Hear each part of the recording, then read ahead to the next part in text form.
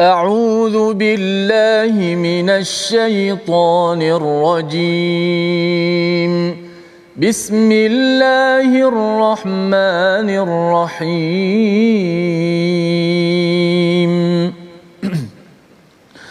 الحمد لله رب العالمين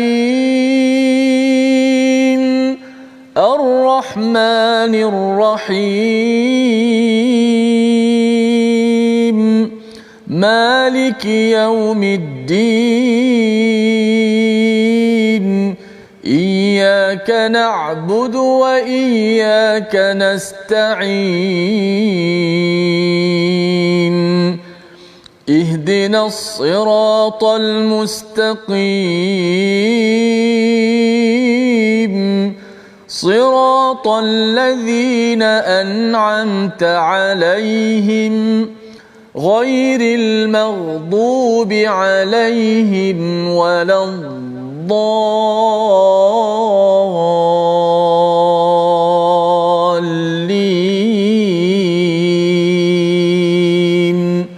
آمين. Assalamualaikum warahmatullahi wabarakatuh. Alhamdulillah wassalatu wassalamu ala Rasulillah wa ala alihi wa man wala syada la ilaha illallah syadana Muhammadan abduhu wa rasuluhu. Allahumma salli ala sayidina Muhammad wa ala alihi wa sahbihi ajma'in. Amma ba'du. Apa khabar tuan-tuan dan puan yang dirahmati Allah sekalian? Kita bertemu dalam My Quran Time, baca faham amal pada hari ini untuk sama-sama kita meneruskan perkongsian dan juga kita tilawah kepada Al-Quran surah Al-Qasas pada halaman 391 dan hari ini kita bersama Al-Fadil Ustaz Tirmizi Ali. Apa khabar Ustaz? Masya-Allah, alhamdulillah. Alhamdulillah Ustaz ya. Alhamdulillah hari ini sihat Ustaz ya. Kita nak meneruskan ya, masih lagi kisah Nabi Musa ya, kisah Nabi Musa yang kita ingin ikut rapat-rapat ya, insya-Allah berkaitan dengan perkataan Al-Qasas itu kisah-kisah qussi, iaitu kita ikut rapat-rapat seperti mana cadangan ibu Nabi Musa kepada kakaknya ketika Nabi Musa itu dialirkan ataupun dihanyutkan di atas Sungai Nil pada waktu itu amat mencabar. Tahun 2022 ini dengan cabaran ujian yang kita tidak tahu apa, tetapi kita yakin dengan kita ikut kepada kisah Nabi Musa ini, ia menjadi wahyu panduan pada Nabi Muhammad sallallahu alaihi wasallam, dan inilah yang kita ingin sama-sama belajar pada hari ini. Kita mulakan dengan doa ringkas kita. Subhanakala ilma lana illa ma 'allamtana innaka antal alimul hakim. Rabbi zidni ilma. Kita saksikan apakah sinopsis bagi halaman 391. Pada ayat 44 hingga ayat 47, kita akan melihat keperluan untuk mengutus para rasul dan pengutusan Nabi Muhammad sallallahu alaihi wasallam. Dan pada ayat 48 hingga 50, kita akan melihat bagaimana penduduk musyrik di Mekah itu mendustakan Al-Quran dan risalah Nabi Muhammad sallallahu alaihi wasallam. Mari sama-sama kita lihat, baca ayat 44 hingga 47 dipimpin Al-Fadil Ustaz Tirmizi Ali. Silakan. Baik, alhamdulillah. Terima kasih Fadil Ustaz Tuan Fazrul, penonton-penonton, sahabat-sahabat Al-Quran yang saya kasihi sekalian. Alhamdulillah, syukur pada Allah Subhanahu Wa Taala kita dapat bersama dalam My Quran Time, baca faham amal. Dapat sekali lagi bersiaran. Tekan butang share bagi siapa-siapa yang menonton melalui Facebook, kita sebarkan biar ramai lagi sahabat-sahabat kita di luar sana, sama ada kita kenal ataupun tidak. Mudah-mudahan mereka dekat dengan Al-Quran, nak menjadikan keseluruhan kehidupan kita ini zikrullah, zikir kepada Allah Subhanahu Wa Taala. Dalam Quran sebut, ingatlah Allah Taala, uzkurullah zikran katsira, dengan ingatan yang banyak, bertasbih pagi dan petang. Kita nak menjadikan keseluruhan hidup kita zikrullah kepada Allah Subhanahu Wa Taala. Mudah-mudahan Allah bantu kita untuk mencapai hasrat tersebut, insya-Allah. Baik, kita baca dahulu ayat 44 hingga 47. A'udzu billahi minasy syaithanir rajim. Bismillahirrahmanirrahim. وما كنت بجانب الغربي إذ قضينا إلى موسى الأمر وما كنت من الشاهدين ولكننا أنشأنا قرونا فتطاول عليهم العمر وما كنت ثاويا في أهل مدين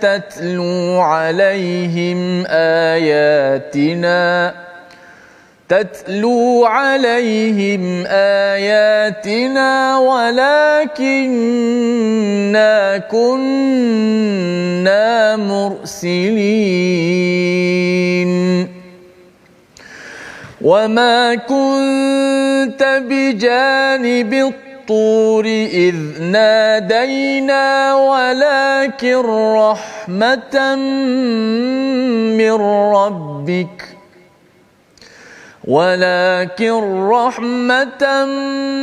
من ربك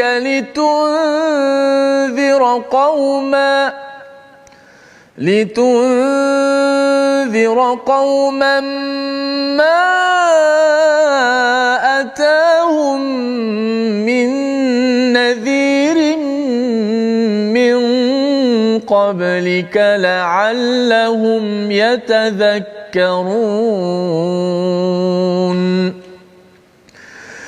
ولولا أن تصيبهم مصيبة بما قدمت أيديهم فيقولوا ربنا لولا أرسلت إلينا رسولا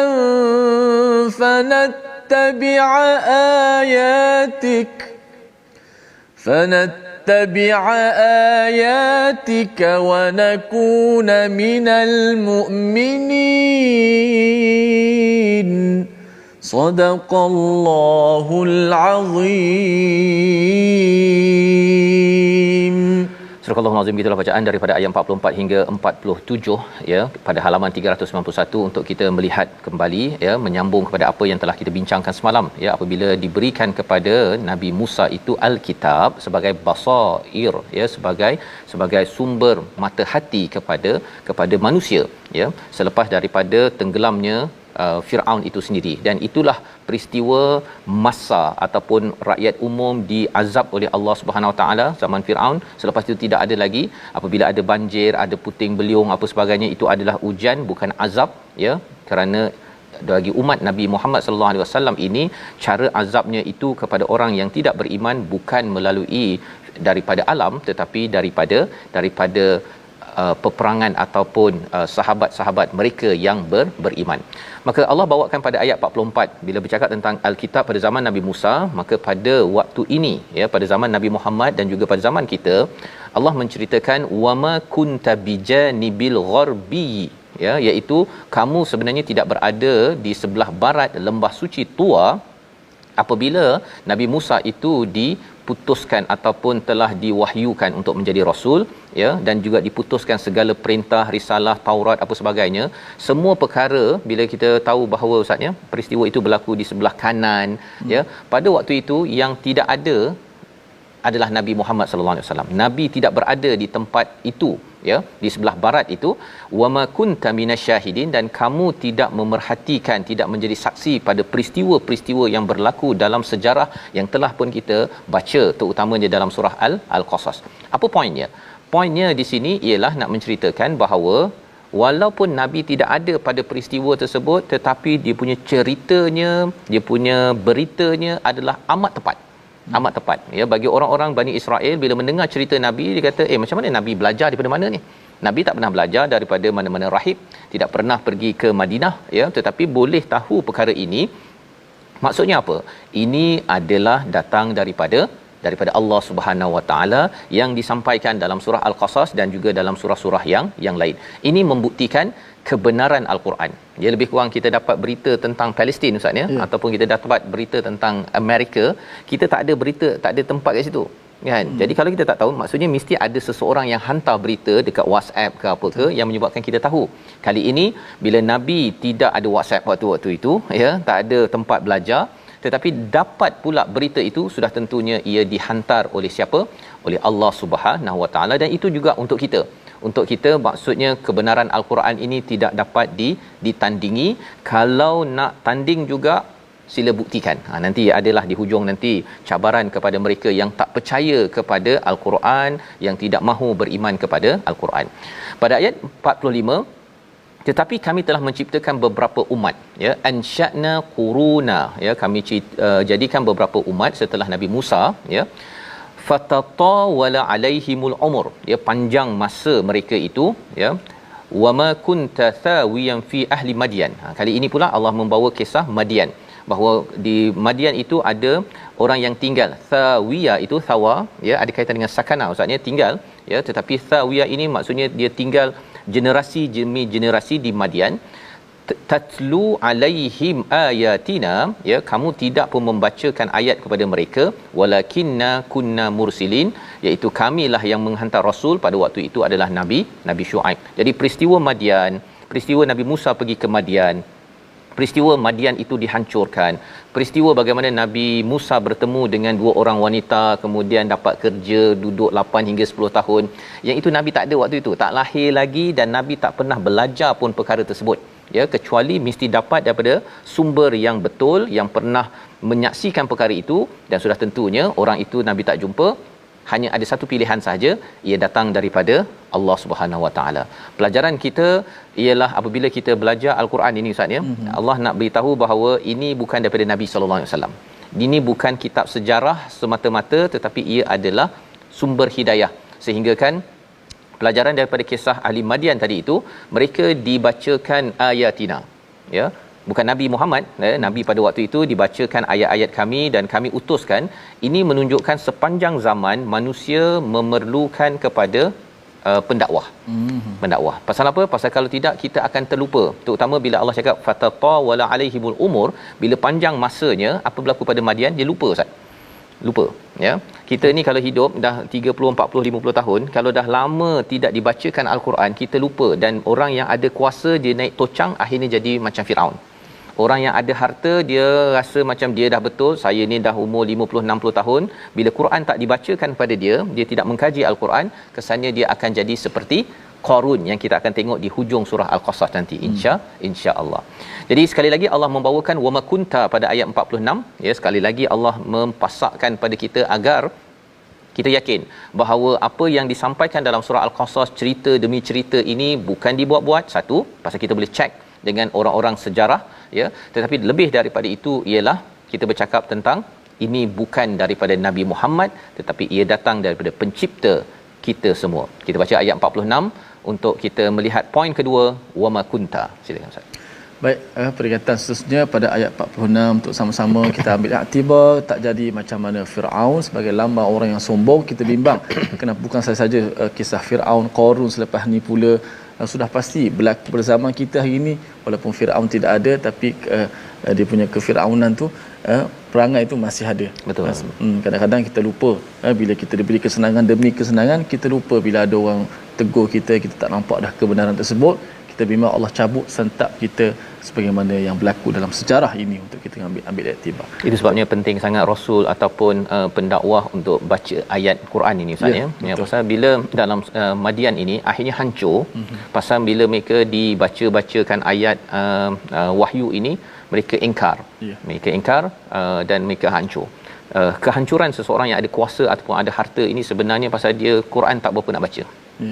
Ataupun orang baca, dia dengar saja, kemudian dia pun kata tak apalah, awak belajar, saya rasmikan dan saya pergi. Itu adalah penyakit yang kita harap tidak berulang lagi pada zaman ini. Kita baca, Ustaz. Baik. A'udzubillahi minasyaitonir rajim.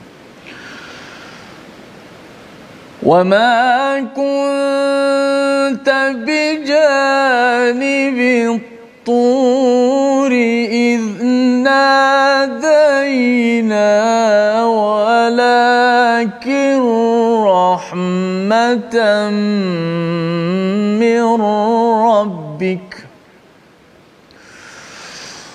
ولكن رحمة من ربك لتنذر قوما ما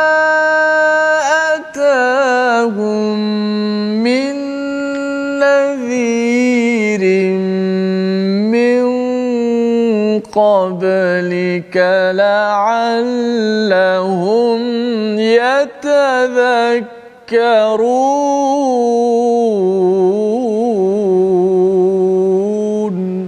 صدق الله العظيم. Dan engkau Muhammad tidak berada di dekat Tur gunung ketika kami menyeru Musa, tetapi kami telah utus engkau sebagai rahmat daripada Tuhanmu agar engkau memberi peringatan kepada kaum Quraisy yang tidak ditandangi oleh pemberi peringatan sebelum engkau, agar mereka mendapat pengajaran. Biasa kita baca terjemahan Ustaz ya. Kadang-kadang dia berpusing-pusing je dekat maksud dia.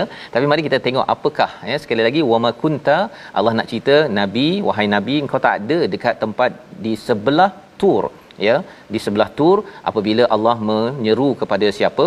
Menyeru kepada Nabi Musa alaihi salam. Ya, kita dah baca sebelum ni, ya Musa inni anallahu rabbul alamin, kan? Perkataan itu sebiji dikeluarkan pada waktu itu sebenarnya Nabi Muhammad tidak ada, tapi itu adalah pemberitaan daripada Allah Subhanahu Wa Taala. Dan bila tak ada tetapi diberikan berita ini, berita kisah Nabi Musa ini, walakin rahmah. Ini adalah rahmah daripada siapa? Daripada Tuhanmu. Kisah ini sebenarnya sebagai satu rahmah pasal apa? Ia menerangkan balik kebenaran Al-Quran satu. Yang keduanya, kebenaran wahyu dan perjuangan Nabi Musa itu sama dengan Nabi Muhammad. Jadi ia adalah satu pujukan pada Nabi, teruskan perjuangan sebagai satu rahmah. Dan bercakap tentang rahmah, apa maksudnya tuan-tuan? Ada kaitan dengan perkataan rahim, ya. Perkataan rahim, rahmah, iaitu kasih sayang Allah. Seorang ibu kalau dia katakan sayang kepada anaknya, dia tidak sanggup membaling anak dia ke api, ustaz ya. Maka Allah lagi-lagi tidak mahu menyiksa hamba-Nya yang diciptakannya untuk masuk ke neraka Allah Subhanahu Wa Taala. Jadi Allah bagikan kita dia punya ubat dia, perlindungannya. Ya, kalau mak dia ada dia punya apa? Rahimnya, lindung elok-elok, tak ada lambat makan, minum, tidak ada kena bayar, maka Allah bawakan kepada kita Al-Quran kisah Nabi Musa ini sebagai sumber rahmah, walaupun Nabi Muhammad tidak ada pada waktu itu untuk membawa berita itu. Untuk apa? Litunzira qauman ma atahum min nadhir, kepada kaum yang mungkin dia terlupa, ya, terlupa.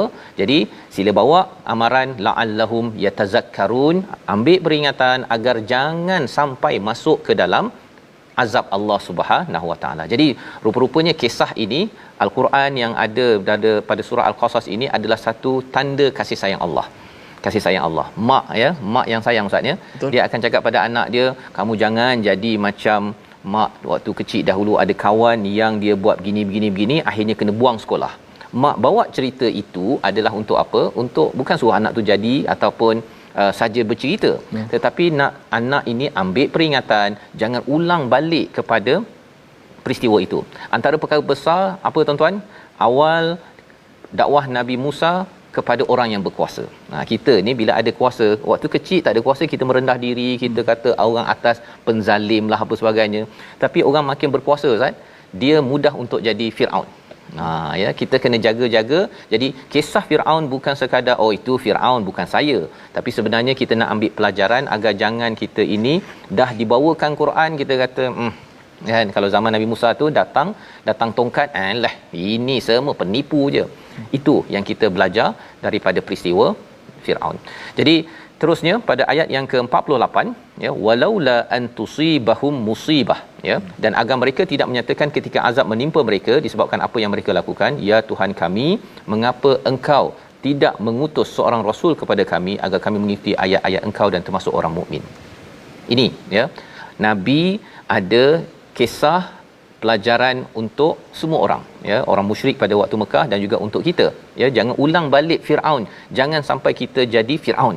Ya, walaupun kita awalnya tak ada kuasa, lepas tu bila mula akhirnya menyalahguna kuasa yang ada untuk menekan, kumpulkan follower untuk menjatuhkan kebenaran ataupun nak memastikan kita diangkat selama-lamanya. Dan bila dah ada masalah, maksudnya bila dah ada masalah, itu yang berlaku. Walaula an tusibahum musibah bima qaddamat aydihim fayaqul. Pada zaman Firaun itu, kalau kita pernah baca kisah sebelum ini, dia ada waktu kan ada katak, ada darah dalam sungai. Pada waktu itu bila ada musibah, baru dia kata alamak, kalaulah kita ni dapat Musa, jadi dia pergi jumpa Nabi Musa. Musa, tolong doakan sikit kan, kami ni ada masalah ni, kami ada banjir ni contohnya kan. Tolong doa sikit. Habis banjir, habis dah tak nak doa dah. Tak ada dah baca Yasin, baca Quran, habis tinggal balik. Yang itu kita tidak mahu, ya. Sehingga kan kata orang-orang ini, kalaulah datang rasul fanattabi'a ayatika wa nakuna minal mu'minin, kami akan beriman. Tapi bila dah habis azab tersebut ataupun musibah tersebut, kembali balik. Yang itu kita belajar tuan-tuan, jangan sampai jadi begitu, ya. Kita diuji dengan COVID-19, kita diuji dengan banjir, sebenarnya adalah untuk Allah perkenalkan diri agar kita makin committed, ya. Bukannya waktu susah kita kembali balik pada sunnah Rasul, lepas tu bila dah senang kita rasa macam okey, Quran, agenda Quran tak payah, kita pergi balik pada agenda hiburan yang tidak berteraskan kepada etika yang sebenarnya. Membawa kepada perkataan pilihan kita pada hari ini, kita saksikan, iaitu perkataan pada hari ini tala ataupun tawala, ya, panjang umur yang disampaikan pada ayat 45. Bila seseorang itu, sesuatu individu, keluarga, tamadun, negara dah panjang sangat kuasa, panjang sangat umur dia akan mudah untuk terlupa. Maka perlunya peringatan, dan Al-Quran ini kalau tidak ditilawah dan dibacakan dalam program-program, dalam nasihat-nasihat, dalam mesyuarat, maka seseorang itu mudah untuk hilang punca sehingga boleh menjadi seperti Madian dan juga seperti Firaun yang kita doa ini dapat kita ubat dengan kita selalu membaca Al-Quran. Kita berehat sebentar, kita kembali semula dalam My Quran Time, baca faham amal insya-Allah.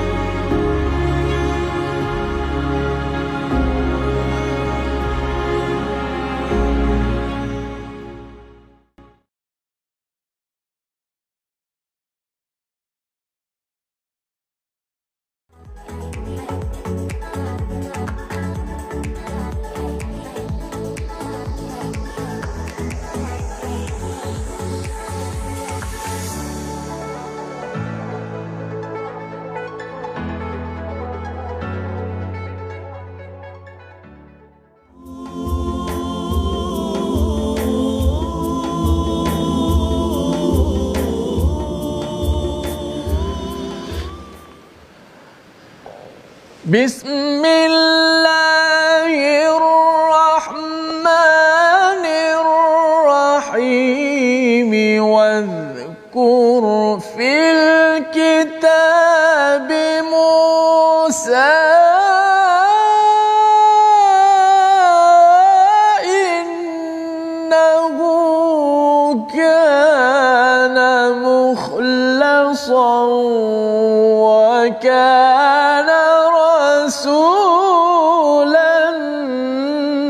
nabiyya. Dan bacalah wahai Muhammad dalam kitab Al-Quran perihal Nabi Musa, sesungguhnya ia adalah seorang pilihan dan adalah ia seorang rasul lagi nabi. Inilah nabi, kisah Nabi Musa yang diangkat dengan mukjizat yang pelbagai yang sangat menakjubkan kita, hujah, perdebatan, mukjizat yang Allah Subhanahu Wa Taala berikan kepada Nabi Allah Musa alaihi salam untuk sama-sama kita belajar kisahnya. Mudah-mudahan tak jadi seperti Firaun yang apabila dunia tebal dalam dirinya sehingga tidak masuk lagi hidayah itu. Maka ada sebuah kata-kata menyebut apabila Quran masuk dalam hati kita, memenuhi hati kita, bekas kita, maka akan keluarkanlah, dunia akan keluar daripada hati kita. Bila dunia keluar daripada hati kita, kebahagiaanlah yang akan menguasai diri kita. Mudah-mudahan kita di kalangan Ahlul Quran insya-Allah. Baik, kita nak sambung kisah seterusnya. Saya ambil masa sikit saja untuk tajwid pada kali ini, ulang kaji huruf-huruf tebal dan nipis pada ayat-ayat ataupun kalimah pilihan kita pada hari ini. Itulah pada ayat 45 ada potongan ayat fatatawala alaihimul umur.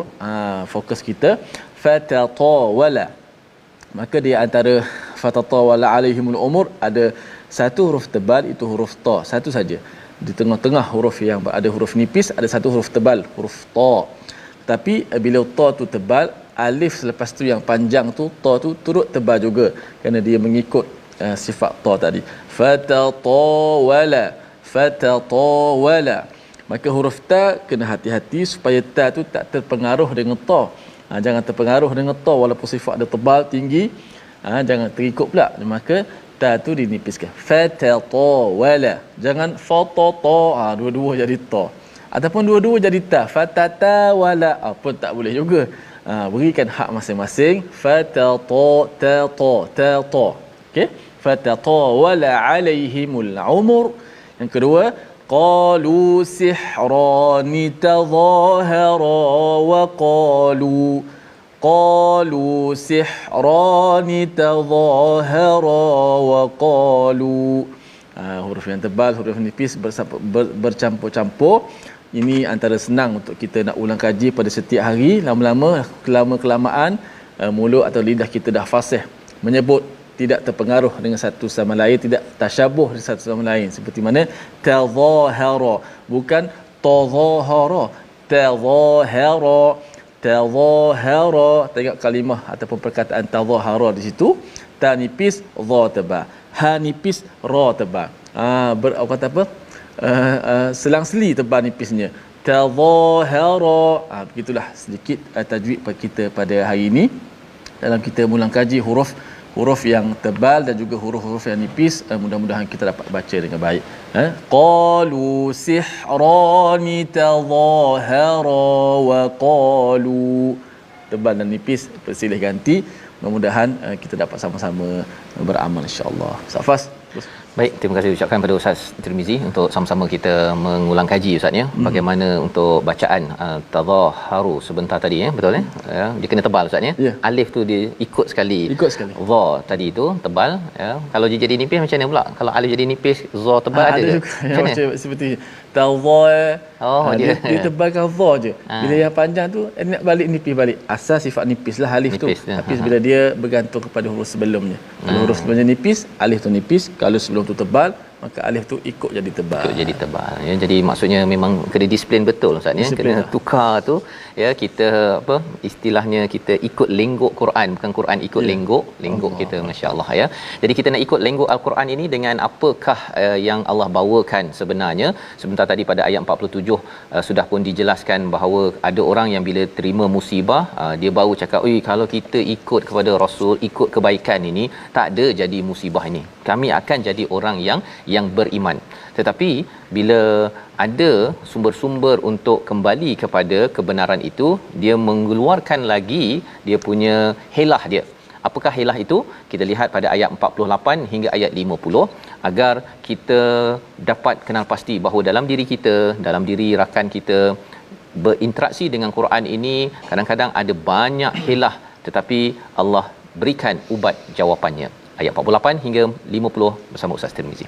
Baik, jom sama-sama kita meneruskan pembacaan kita pada ayat 48 hingga 50 pada muka surat yang 391 ini.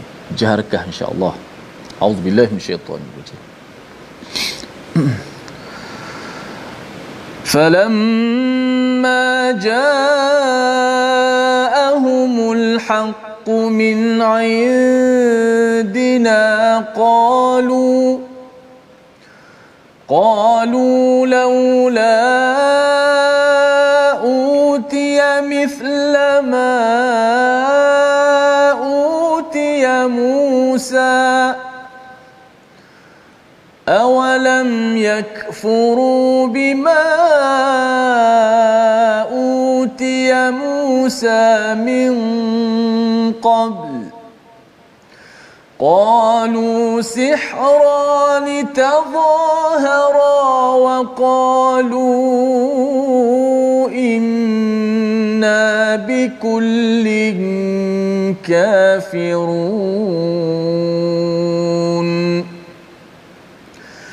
قل فأتوا بكتاب من عند الله هو أهدى منهما أتبعه إن كنتم صادقين فإن لم يستجيبوا لك فاعلم أنما يتبعون أهواءهم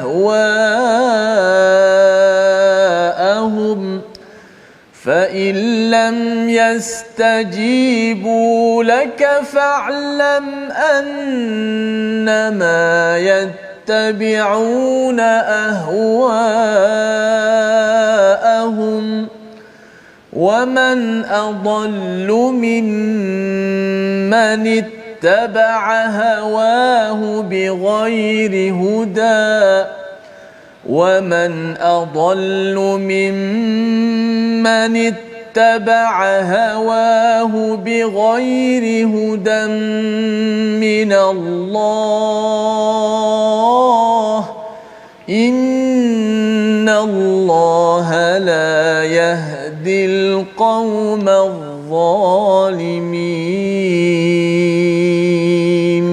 صدق الله العظيم. Surah Al-Azim, itulah bacaan ayat 48 hingga 50 untuk kita memahami. Sebelum ini tadi kita sudah pun diperkenalkan Ustaznya, Quran ini benar-benar daripada Allah Subhanahu Wa Taala, dan pada ayat yang ke-47 itu orang sedar bahawa sebenarnya mengikut pada Rasul, mengikut kepada hidayah daripada Rasul yang datang daripada Allah itu mengelakkan daripada musibah dan juga azab yang besar. Itu yang dikenal pasti. Makin kita ikut Al-Quran ini, akan banyak musibah kita dapat elakkan kerana Allah melindungi kepada orang-orang yang mengikut pada perkataannya, ya. Dan pada ayat yang ke-48 ini disambung lagi. Mereka kata kami nak ikut ni kan kepada Rasul, kepada hidayah ini kerana apa? Kami tak nak lagi ada masalah dalam hidup kami, dalam organisasi kami. Tetapi apabila falamma ja'ahumul haqq min indina, bila datang kebenaran daripada sisi kami, iaitu datangnya al-Quran, kalau zaman ini pada waktu itu Taurat, qalu mereka berkata, siapa mereka ini? Mereka yang musyrik ataupun yang tidak mahu beriman kepada Rasul Nabi Muhammad sallallahu alaihi wasallam, laula utiya mithla ma utiya Musa. Kan, alangkah baiknya kalau datang seperti apa yang diberikan pada Musa. Ada orang yang disuka kalau datang mukjizat ataupun datang kebenaran itu Ustaznya, ikut kepada cara fikirnya yang lama. Cara fikir yang lama. Kalau ini orang Yahudi, Bani Israel ni, kalau boleh dia nak tongkat tukar jadi ular, kemudian nak dapat Taurat, dia tak nak Quran. Dia tidak mahu Nabi Muhammad mengapa tak ada bawa tongkat, barulah amazing sikit, ya. Kalau cara berfikir yang suka ikut sebelum ini, saya sudah biasa baca buku-buku daripada barat, mengapa dalam Quran ini dia tak ada bab-bab yang teratur, yang tersusun macam saya baca buku Stephen R. Covey contohnya, kan. Jadi dia ada kerangka berfikir sebelum itu yang dia cuba kalau boleh semuanya nak masuk dalam cara fikirnya yang lama. Padahal sebenarnya Allah cakap apa? Awalam yakfuru, bukankah kamu ini telah ingkar bima utiya Musa min qabl? Kamu sebelum ini pun sudah, kalau orang Bani Israel tu ada yang tukar-tukar isi Taurat, ataupun kalau katakan musyrik pada zaman Nabi Musa itu Firaun, datanglah ular daripada tongkat tersebut, datanglah tangan yang berwarna putih, tak beriman juga. Ceritanya apa? Pasal suka bagi alasan. Kan, tidak menggunakan kapasiti akal untuk memikirkan kebenaran al-haq itu sendiri, tidak mahu berinteraksi, tidak mahu menundukkan diri, malah dinyatakan qalu pada ayat 48 itu sihrani tadhahara wa qalu inna bikullin kafirun. Ya, dua-dua ini semuanya adalah sihran. Apa maksud sihran?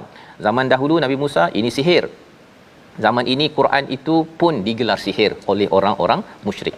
Apa maksud sihir? Sihir ini sebenarnya memanglah tak baik Ustaz, ya. Tapi mereka tahu bahawa sebenarnya tongkat Nabi Musa ataupun Quran ini dia ada kesan yang amazing, ya. Baca kita rasa tiba-tiba berubah dalam hati kita, kita rasa lembut hati kita. Semua itu mereka, orang-orang musyrik di Mekah itu, dia iktiraf perkara tersebut. Tetapi mereka tak nak sokong, jadi dia labelkan dengan istilah sihran ataupun sihir, ya. Tapi dia tahu bahawa ini adalah sesuatu yang amazing, yang mereka kagum, tapi mereka tidak mahu menundukkan diri mereka. Maka kalau katakan begitu, okey, kamu tak nak beriman kepada Quran, kepada apa yang ada ini, bukan berhenti di situ saja. Allah ajar pada Nabi, ajar pada kita bagaimana nak mengelak daripada kita ini tidak committed kepada Al-Quran. Allah cakap, okey, fine. Ayat 49. Kita baca sekali lagi Ustaz. Masya-Allah. Terus Ustaz. Ya, sila Ustaz. Baik, kita baca ayat 49 pada surah Al-Qasas ini untuk mengetahui apa lagi isi kandungan, untuk sama-sama kita dapat mengambil pengajaran insya-Allah. Auzubillahi minasyaitanir. Qul fa'tu bi kitabin min عند الله هو أهدى منهما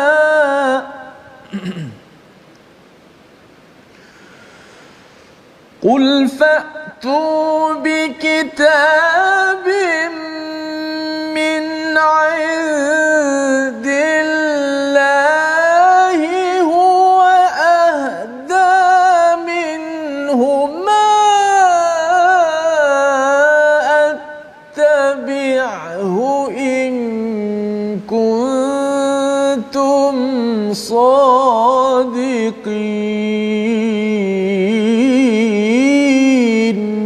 صدق الله العظيم.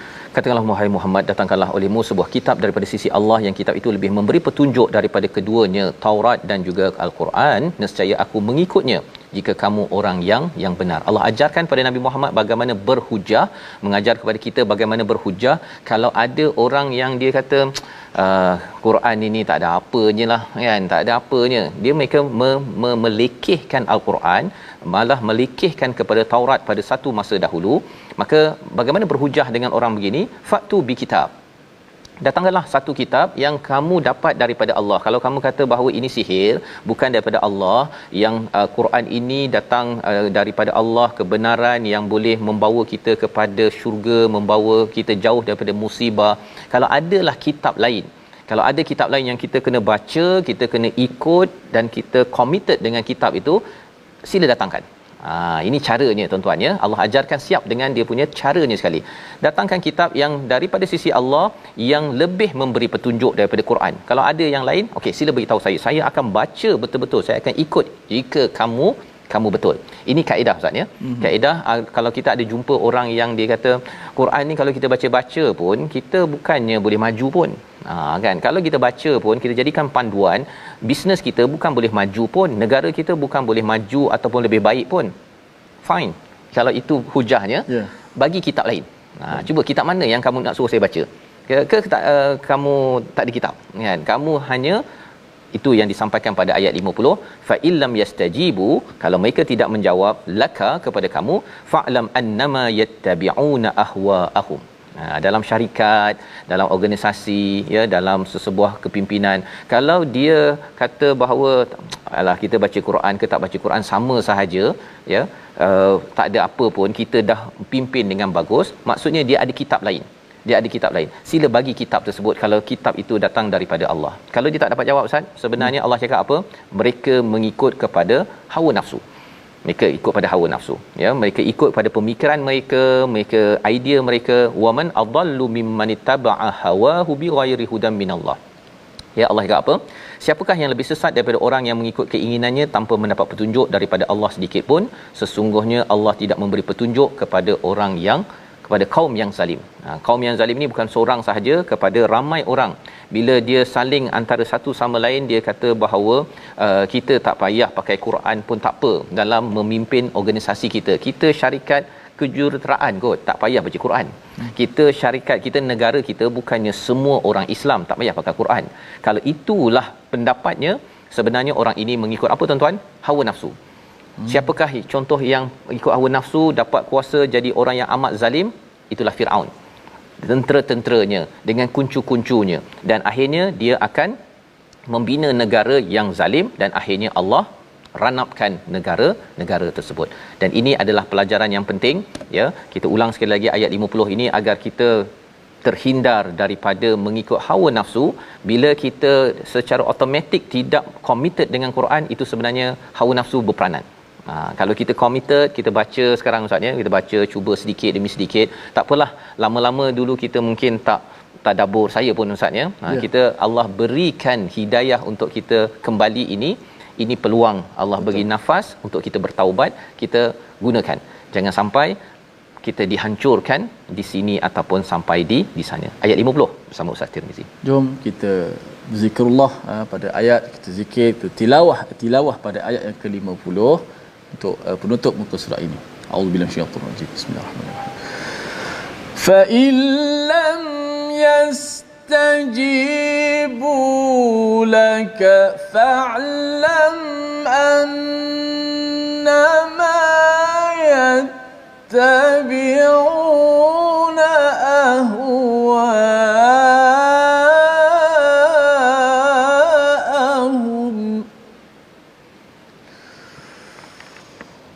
ومن أضل ممن اتبع هواه بغير هدى من الله إن الله لا يهدي القوم الظالمين.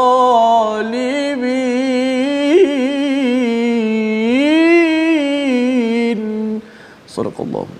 Surah Al-Azim. Itulah ayat 50 yang kita baca sebentar tadi untuk mengingatkan kepada kita, innallaha la yahdil qaumaz zalimin. Allah tidak memberi hidayah kepada orang-orang ataupun kaum yang sentiasa membuat kezaliman. Apakah tanda kezaliman?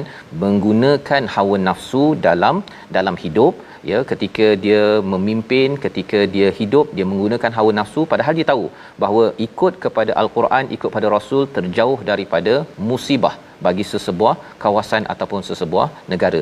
Dan inilah yang penting tuan-tuan, bila kita bersama dalam My Quran Time, kita hadir program Quran, kita bawakan Quran ini di merata-rata, ya. Tujuannya adalah apa? Agar jangan musibah kena pada negara ini. Kita tidak mahu, ya, orang yang mula-mula dia kerja ustaz, ya.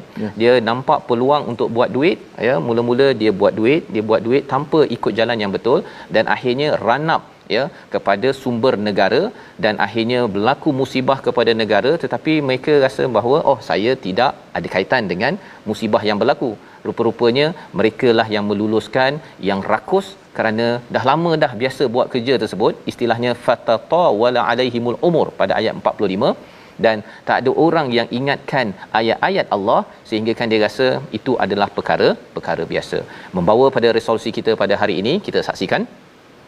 Yang pertama, resolusi kesimpulan pada hari ini, kita nak hargai semua sejarah yang dibawakan Al-Quran walaupun kita tidak berada di lokasi berkenaan. Itu melambangkan kebenaran Al-Quran, ia bukan daripada Nabi Muhammad, ia datang daripada Allah yang inginkan kebaikan untuk kita. Yang kedua, beri peringatan, ya, kepada siapa sahaja agar kita dapat pelajaran, agar kita tidak ditimpa musibah dalam kehidupan.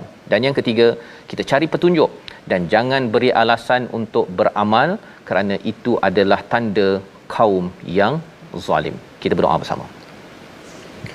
Bismillahirrahmanirrahim. Alhamdulillah wassalatu wassalamu ala Rasulillah. Ya Allah, ya Tuhan kami, sabarkanlah ya Allah, tetapkanlah kami dalam keimanan kepadamu ya Allah, dalam ketakwaan kepadamu ya Allah. Ya Allah, jadikanlah hari-hari kami ini hari yang penuh dengan barakah ya Allah pada setiap masa ya Allah. Berkatilah akan apa-apa sahaja yang Kau anugerahkan kepada kami ya Allah. Berkatilah rezeki yang Kau berikan kepada kami ya Allah. Kau berkatilah akan waktu-waktu yang Kau berikan kepada kami ya Allah.